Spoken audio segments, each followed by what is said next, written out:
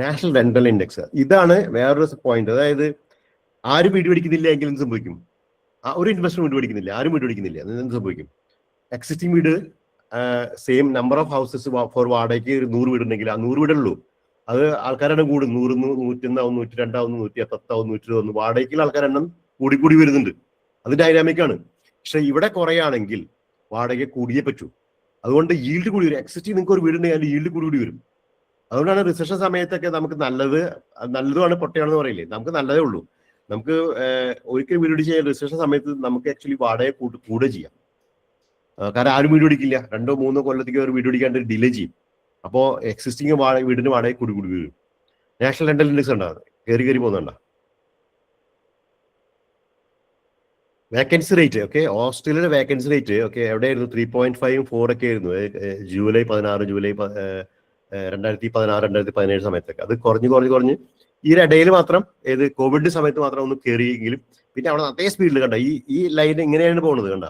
കാരണം വീടുകൾ കൂടുന്നില്ല, inventory കൂടുന്നില്ല, supply കൂടുന്നില്ല, ആരും പണിയുന്നില്ല. അതുകൊണ്ട് ഇത് വർഷങ്ങളായിട്ടുള്ള ഒരു പ്രതിഭാസത്തിന്റെ ഒരു റിസൾട്ടാണ് ഇപ്പൊ സംഭവിച്ചുകൊണ്ടിരിക്കുന്നത്. ആരും ഈ ഗവൺമെന്റിന്റെ ഒരു പോളിസി നയങ്ങൾ ഈ ഇൻവെസ്റ്റേഴ്സിനെ ഡിസ്കറേജ് അവരെ അകറ്റി നിർത്തി വീടുകളുടെ എണ്ണം കുറഞ്ഞു വരിക. അങ്ങനെ വരുമ്പോൾ സംഭവിക്കും, വാടക കൂടും മാത്രമല്ല വേക്കൻസി റേറ്റ് കുറഞ്ഞു വരണം. വേക്കൻസി റേറ്റ് ഇനിയും കുറഞ്ഞാൽ സംഭവിക്കും, വാടക അതിനേക്കാൾ സ്പീഡിൽ കൂടും. ഓക്കെ, അപ്പോൾ അതാണ് 1.7 നാഷണൽ എന്ന് പറഞ്ഞാൽ 2-ന് താഴെ എന്ന് പറഞ്ഞാൽ വളരെ മോശമാണ്. ആവറേജ് ഒരു 2.4 അല്ലെങ്കിൽ 3-ക്ക് താഴെയാണ് ഏറ്റവും ഐഡിയൽ എന്ന് പറയുന്നത്. 3-ക്ക് താഴെ ആൾക്കാർക്ക് അങ്ങോട്ട് മൂവ് ചെയ്യാൻ പറ്റുള്ളൂ. പെരത്തിലൊക്കെ ഒരു കാലത്ത് 1%-ന് 0.5% താഴെയായിരുന്നു. അപ്പോൾ ആൾക്കാർക്ക് വീട് വിൽക്കാൻ പേടിയാണ്. വീട് വിറ്റിട്ട് ഞാൻ എവിടെ പോകും? വാടകയ്ക്ക് വിട്ടിട്ടില്ല. അപ്പോൾ ആകെ ഒരു ബ്ലോക്കായി അവിടെ. എനിക്ക് വീട് വിൽക്കണമെന്നുണ്ട്, പക്ഷേ വീട് വിറ്റാൽ ഞാനെവിടെ പോകും? അങ്ങനെയൊക്കെ. അപ്പൊ മുമ്പ് തന്നെ നമ്മൾ എഗ്രിമെന്റ് എഴുതുന്ന സമയത്ത് തന്നെ നമ്മൾ അവർക്ക് ഈ വീട് വിറ്റിട്ട് ആ വീട്ടിൽ തന്നെ ഒരു കൊല്ലം വാടകയ്ക്ക് താമസിക്കാനുള്ള ഇതൊക്കെ കൊടുത്തിട്ട് വേണം നമ്മൾ വീട് പിടിക്കാൻ പറ്റാറുള്ളൂ. അപ്പോ 1.7 is too bad actually for a dynamic country like us. ഇഷ്ടംപോലെ ഇമിഗ്രൻസ് വരുന്ന സ്ഥലത്ത് 1.7 is not good.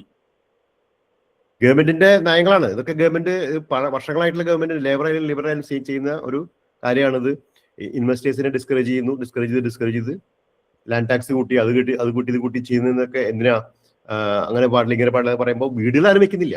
എന്നിട്ട് ഇപ്പൊ അവരെന്ത് ചെയ്യാന്ന് വെച്ചാൽ എസ്റ്റാബ്ലിഷ് ഹൗസ് മേടിക്കുന്ന ആൾക്കാരെയൊക്കെ ഡിസ്കറേജ് ചെയ്യാൻ വേണ്ടിയിട്ട് നിങ്ങൾ പുതിയ വീട് മേടിക്കുമെന്ന് അതിന് വേണ്ടിയിട്ടാണ് ഈ പുതിയ ടാക്സ് റിഫോംസ് ഒക്കെ വരുന്നത്. അതും അവർ ഇംപ്ലിമെന്റ് ചെയ്യുന്നത് ഭയങ്കര ഹാർഷായിട്ടാണ്. അപ്പൊ എന്ത് സംഭവിക്കും? പിന്നെ ആൾക്കാർ പോവുള്ളൂ. അപ്പൊ ഈ ഇൻവെസ്റ്റേഴ്സിനെ കൊണ്ട് പുതിയ വീട് പിടിപ്പിക്കുന്നതിന് പകരം ഓണർ ഓക്യുപ്പേഴ്സിനെ കൊണ്ട് പുതിയ വീട് പിടിപ്പിച്ചിട്ട് അവരുടെ 5 കൊല്ലം കഴിയുമ്പോൾ അവരുടെ പഴയ വീട് മേടിക്കാൻ ആരും ഉണ്ടാവില്ല. അപ്പൊ ആ വീടെങ്കിലും ഇൻവെസ്റ്റേഴ്സ് മേടിച്ചോട്ടെ. ഇതൊരു ഒരു ചിന്തയില്ലാത്ത ആക്ഷൻസാണ് ചെയ്യുന്നത്. ഇൻവെസ്റ്റേഴ്സ് എല്ലാവരും പുതിയ വീട് പിടിക്കുന്നവരുടെ. അപ്പൊ പഴയ വീട് ആരാ മേടിക്കുക? മീഡിയൻ റെന്റൽ റേറ്റ് ആണ് കൂടി വരുന്നുണ്ടോ? rent will go because the vacancy rate is going down. Fundamentally ഓസ്ട്രേലിയയുടെ ആവശ്യങ്ങൾ ഇപ്പോഴും തീർന്നിട്ടില്ല. അപ്പൊ പിന്നെ എങ്ങനെയാ വില കുറയുന്നത്? ഗ്രോസ് റെന്റൽ ഈൽഡ് കുറയുന്നത് കൊണ്ടാ? വാടക കൂടുന്നതും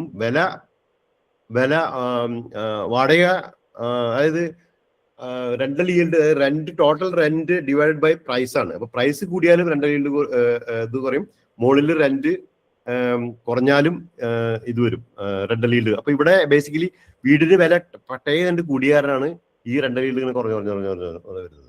ഇനി rent has to catch up. Rent is still growing, പക്ഷെ it is growing slowly compare to the prices. In പെർത്തിലൊക്കെ ഭയങ്കര സ്പീഡിൽ വില കൂടിയില്ല. 50% വില കൂടി, 100% വില കൂടി 5 കൊല്ലം കൊണ്ട്. 100% റെന്റ് കൂടിയിട്ടില്ല അങ്ങനെ. അപ്പൊ rent will catch up soon. ഇനി റെന്റൽ ഈൽഡ് നോക്കുക. കുറെ കൊല്ലങ്ങൾക്ക് മുമ്പ് പറഞ്ഞാൽ അധികം കൊല്ലം മുമ്പല്ല, 5-6 കൊല്ലം മുമ്പ് നോക്കുകയാണെങ്കിൽ മെൽബണിൽ നിന്ന് നമുക്ക് ഇങ്ങനെ 4.0 കാണാൻ പറ്റില്ല. അന്നൊക്കെ ബ്രിസ്ബെയിനൊക്കെ 6% ഈൽഡും, അഡലേഡ് 5.5 ഒക്കെ, പെർത്തും 6ഉം 5ഉം ഒക്കെ കണ്ടിരുന്നു, ഇഷ്ടംപോലെ കണ്ടിരുന്നു. സിഡ്നിയൊക്കെ 2.5% ഈൽഡും, മെൽബൺ 3.2 ഒക്കെ ആയിരുന്നു ഈൽഡ്. ഇപ്പൊ നോക്കിയേ, മെൽബൺ ആണ് ആക്ച്വലി ഡാർവിൻ കഴിഞ്ഞ് ഹൊബാർട്ട് കഴിഞ്ഞാൽ പിന്നെ നിൽക്കുന്നത് മെൽബൺ ആണ്. മെൽബണിൽ 4.0% ഈൽഡ് എന്ന് പറഞ്ഞാൽ that is very rare thing. അത് എല്ലാ വീടിനും കൂടിയിട്ടാണ്, വീടിന് യൂണിറ്റ് കൂടിയിട്ടാണ്. ഇതിനി ചില സ്ഥലങ്ങളിൽ 5%, 5.1% ഈൽഡ് കഴിഞ്ഞാൽ ഇതിനേക്കാൾ നല്ല സ്ഥലമുണ്ട് മേടിക്കാനായിട്ട്. മെൽബണിൽ മേടിക്കാന്ന് പറഞ്ഞാൽ ആക്ച്വലി 5% പണ്ട് ഇവിടെ മെൽബൺ മേടിക്കാത്തത് എന്തുകൊണ്ടാണ്? മെൽബണിൽ മേടിക്കാത്തത് മെൽബണിൽ ഈൽഡ് കുറവായതുകൊണ്ടാണ് മെൽബൺ ആരും മേടിക്കാത്തത്. ഇപ്പൊ അങ്ങനെയല്ല, മെൽബണിൽ ഈൽഡ് ഉണ്ട്. Melbourne is number 1 city in Australia. Okay, around 5.3-5.4 million ആൾക്കാരുണ്ട്. അപ്പം അവിടെ ഈൽഡും ഉണ്ട്, പിന്നെ വിലയും കുറവാണെങ്കിൽ മെൽബണല്ല എപ്പോഴും ഏറ്റവും ബെസ്റ്റ് സ്ഥലം മേടിക്കാനായിട്ട്. അപ്പോൾ ഈൽഡ് നോക്ക് 4.0%. അതിനേക്കാൾ ഈൽഡ് കുറവാണ് പെർത്തില് 3.8. അതിനേക്കാൾ ഈൽഡ് കുറവാണ് 3.5. അഡലൈഡ് ബ്രിസ്ബെയിനിൽ 3.4 ഉള്ളൂ. നമ്മളൊക്കെ ആദ്യം ബ്രിസ്ബെയിനിൽ പോയിരുന്നത് എന്തുകൊണ്ടാണ്? ബ്രിസ്ബെയിനിൽ 6 മേടിക്കാൻ നമ്മൾ പോയിരുന്നത് ആദ്യം.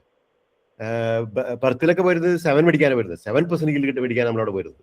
എന്നിട്ട് അവിടെ പോയിട്ട് തപ്പിട്ട് 7% ഈൽഡാണ് നമ്മൾ എടുക്കുന്നത്.